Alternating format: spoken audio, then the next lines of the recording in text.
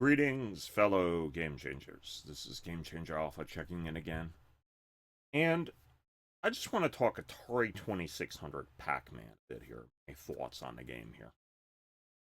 This is an probably way out of date video for a game that's old. But I wanted to share my thoughts on it and generally why it gets maligned as being the worst, one of the worst games ever, which I don't believe it should, and I'll explain in a minute why. It explains the context of the era when it came out here. Is it great? No, as a title unto itself. But I just would like to discuss a bit about it here. I'm going to put a link below, and this is the Internet Archive website, so I figured I would show it to you, so it's something to discuss here regarding it.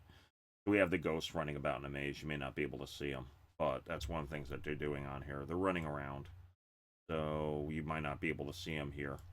And I'm not actually going to play this thing here, but I just wanted to discuss it with you a bit here. I remember seeing a recent video. It did top worst games ever, and this was rated as one of them. Person had mentioned E.T., but they mentioned this one here. Here's the thing, my take on this here. I don't consider this one of the worst games ever. I'm talking about a game in its own right. I consider it a fairly average Atari 2600 game. The reason why it gets maligned, though, and this is the era it came out with, the measure of a game like Pac-Man was how close it was to the arcade. An interesting thing on that is that other titles that came out, Atari 2600 just couldn't do certain things there. Certain things like Ms. Pac-Man, for example, are really good from a gameplay perspective. Besides also a gameplay perspective, also as far as copying arcade. But here's the thing that really ticked off people about it here. It causes it to be trashed beyond belief. It is not a good port of the arcade game at all. I mean, it has the essence of what you would expect in a Pac-Man type game, but it just doesn't. This is not the board to Pac-Man. You would have the right in the middle of the screen here. You would have stuff pop up, and it would be the same square at a time like this here. The sound is off. Here's an interesting thing about the sound regarding it here. That bong, bong, bong, whoop, whoop when you die. Listen to some older movies when they do video games. They actually borrow that sound from it. But here's the measure of arcades then. And if you're not from the arcade era, you don't understand this here. You understand the issue with it. It wasn't a good port. And it was one of the top games when it came out. So the end result was here. And because it's more complex than, say, Space Invaders, it had issues where it didn't stand out. I mean, the ghosts or something else didn't have different colors. It missed the character of it, which is interesting. Look at Atari 2600 Space Invaders. Same basic idea, but it's kind of off.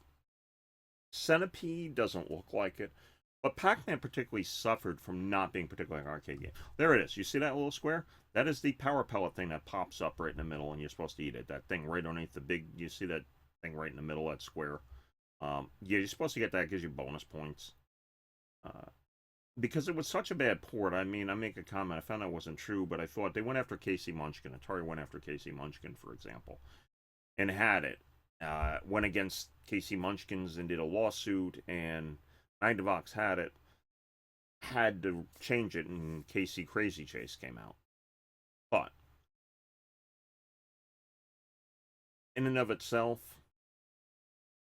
it's just off as an arcade port, but it really isn't a bad game. So that's my take on it. Is it great? No. But it kind of fits into the same category of what you had as Atari 2600 started doing everything, trying to do other games that it really wasn't capable of doing. And it fit into it.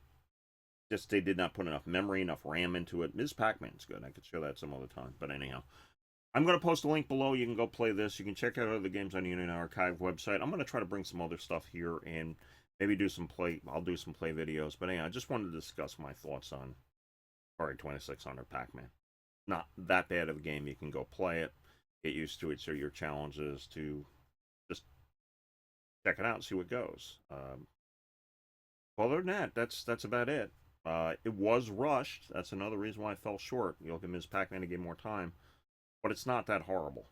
Not great, but it's not that horrible. Anyhow, just my thoughts. Feel free to post some comments below, and that's it. And it's just a product of the times and people wanting arcade ports. And if you're not from that era, you don't understand that. But my thoughts.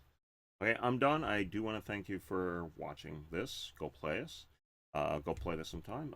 May or die, always roll 5. Remember, don't hate the player, change the game. Okay, I'm signing out. Okay, take care, everybody.